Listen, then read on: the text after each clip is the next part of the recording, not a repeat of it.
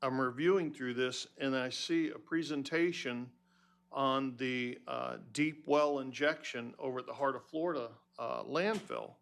I was honestly surprised that I hadn't heard anything about it. I reached out to staff. We hadn't heard anything about it. And so I was looking forward to seeing what this was all about over here. And it honestly, it got worse. When the presentation got started, the Sumter County folks showed up very frustrated that they couldn't get any traction with trying to get this thing stopped. And the longer that I sat there and listened to the questions and answers, the more frustrated I got with this whole process. And then when Bob and I had a chance to sit down and have a conversation, he's got extensive experience with these things, and he got more frustrated or outraged that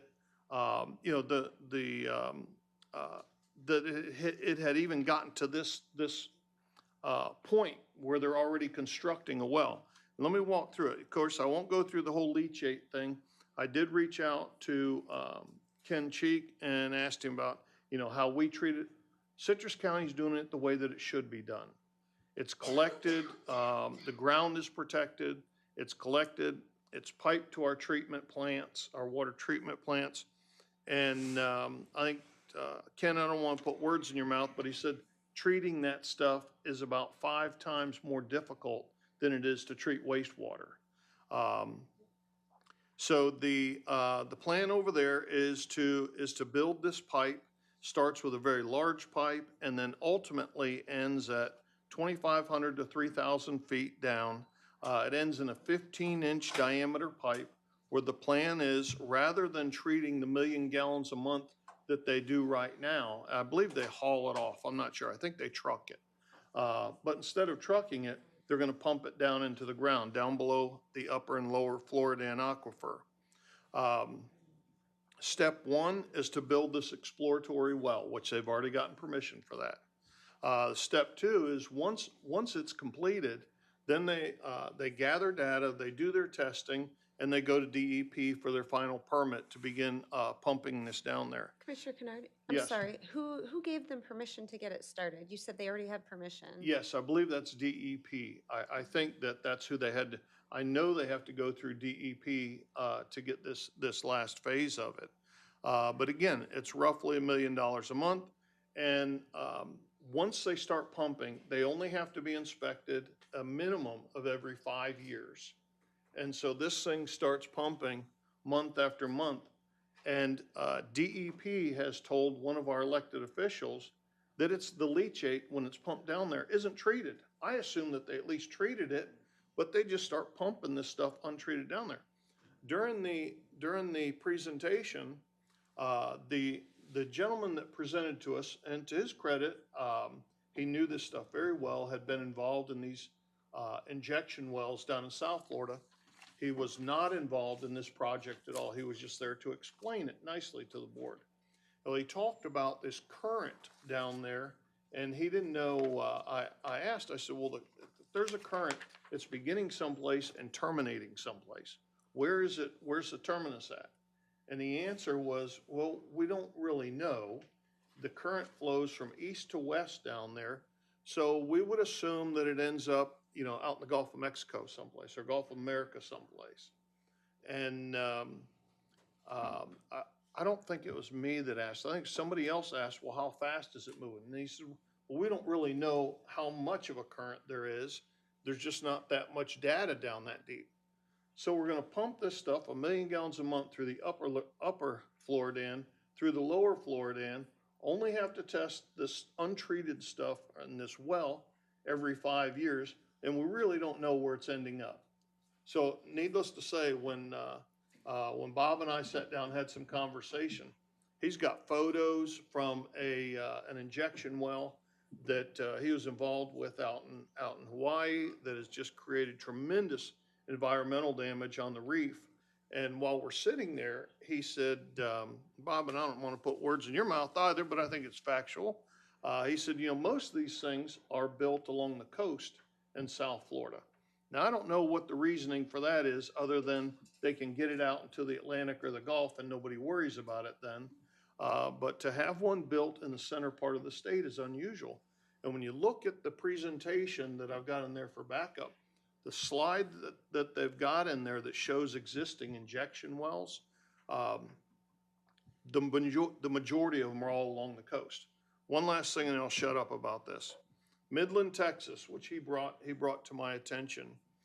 Midland, Texas is a hub to the petroleum industry. Back in 2007, Midland, Texas filed a complaint against a company. I don't have the company written down here, but they filed a complaint against one of the petroleum companies that was operating an injection well. They had a breakthrough. So the petroleum byproducts of petroleum waste got up and contaminated their groundwater. That was back in 2007. In 2010, that petroleum company filed bankruptcy, and in 2026, still today, Midland, Texas is still trying to clean up their groundwater. That is one of 500 cases in Texas of breakthroughs. 500. Not that I would expect you to have the answer, but all of this is so new, so outraged that we didn't know before. Mm-hmm. And I don't even understand how this made it through DEP. Like, why do we even have Florida DEP? This is for that reason, to protect our precious groundwater. So do you know our senator, representative, Sumter County, same thing, their representative and senator? I've not had a chance to reach out to Representative Scott yet. She was just sworn in last week, but I am going to reach out to her. Representative Grow and I have had several conversations.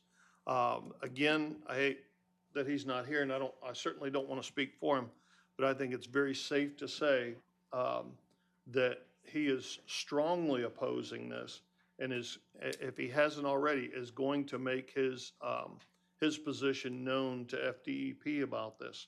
I will also reach out to Representative Holcomb down in Hernando County as well. I have asked the Water Authority. We had just a presentation on this. I've asked that the Water Authority put this on our next agenda for a vote. I want the Regional Water Supply Authority to take a position on this, so that if and when this thing ends up getting permitted, when it breaks through into one of the aquifers, that the Water Authority has taken a position opposing it. I think that's a great idea. It doesn't clearly spell out in your motion, but I'm hoping, and I am assuming this is going to pass, that we could do a letter from the Board of County Commissioners as a whole to DEP, to our whatever representatives, senators, to everyone that Absolutely. we can send it to. Absolutely. Reese, do you have the pictures I sent you?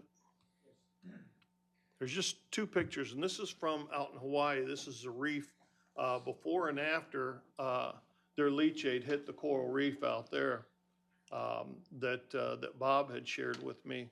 I'm not even going to try and pronounce the name of it. He can tell you what that is when he comes up.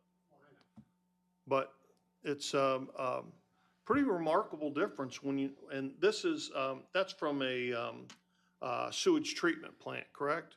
And so they get all these nutrients now pumping out into the Gulf of Mexico, or not the Gulf of Mexico, they're out in the Pacific, out into the Pacific, that stimulates growth of algae. Algae covers the coral, kills the coral, then you're left with a desert underwater. Commissioner Bays. Just doing a little research on this, because there's an organization called the Florida Leachate Issues Panel. There's 8 landfills in Florida that currently utilize deep well injection for the purpose of disposal of leachate. Mm-hmm. And there's a total of 134 vertical wells. But more to your point, what's concerning me is what's going on in our state. I bounced into this by accident, but when they dredged the Miami port, Mm-hmm. they dredged out one of the largest coral reefs, and there was supposed to be mitigation done for it. They've never mitigated that. Now on the Everglades, they're getting ready to destroy another major coral reef. I find this disturbing that we're allowing this to happen in our state. Amen. Madam Chair. Commissioner Davis. And by the way, for those who don't know this, but y'all all sure do, when we destroy reefs, we lose our fish, and that's a big part of our food chain. So it is actually super important to keep those. I'm horrified that the Department of Environmental Protection approved that beginning part of it, the test well. Who has the ultimate authority to go all the way down? Is it DEP or the commissioners or both? DEP, I think. Yeah, DEP is the one. And where are the Sumter County commissioners on this? That I don't know. Again, this was just brought to my attention last Wednesday, and I was. That is a terrifying board you sit on. I've been scared out of my mind more times on that board. On the stuff that we're doing to our water is just really frightening. Like, why is it better to do an injection well next to the coast? How is that healthier? Back to the reefs. I don't understand. 2 points, and then I'll shut up about it and make a motion. One of the previous owners of this landfill told me at one time they're a Class 1 landfill. He said, there's stuff that goes in that landfill that will eat yellow steel. I had no idea what that meant. That means tractors. Mm-hmm. You can't move a tractor into the cell because of the corrosiveness of the leachate in there. Now he's out of that landfill at this point, but that's the raw stuff, whether it's raw or partially treated, whatever, that they want to inject 1 million gallons a month underground. It is dumbfounding to me. Yeah, mind-boggling. And last night I had a conversation with Representative Grow, and I said, in looking at this map of all the existing deep well injection sites down in South Florida, all along the coast, I said, do you think that these things are having any effect on the red tide that South Florida gets so badly? Thankfully, we've been spared from it. Some of it we get way offshore. But we've been spared by it. So do you think this stuff getting pumped out of these landfills or sewage treatment plants is having any effect on that red tide? He said, that's a great question. It's one I'll raise to him. I was thinking the same thing. Motion by Commissioner Barrick, second by Commissioner Kennard. Looks like we have some public comment. Madam Chair and Board, Yes, sir. I think this is probably the first time in 9+ years up here I've asked this, but given his experience, can we give Bob the extra 2 minutes to make his presentation? Give him 5 minutes. Yes, absolutely. Really has a tremendous amount of information. Pictures only. I'm getting you this, all of it. We'll just include this as part of your presentation. I have my copy. I have my copy. I've got one here. No, I've Hi, got Bob. it right here. It's in my pile.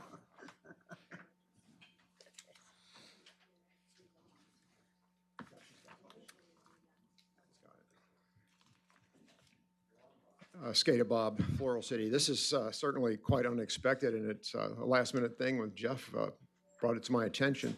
I have the unhonorable experience to actually perform the SCADA and control system programming in the state of Hawaii at the Lahaina wastewater treatment plant. That means that I did the programming to design the programming for the deep well injection, which failed about 10 years after that. I think there's something that's really important.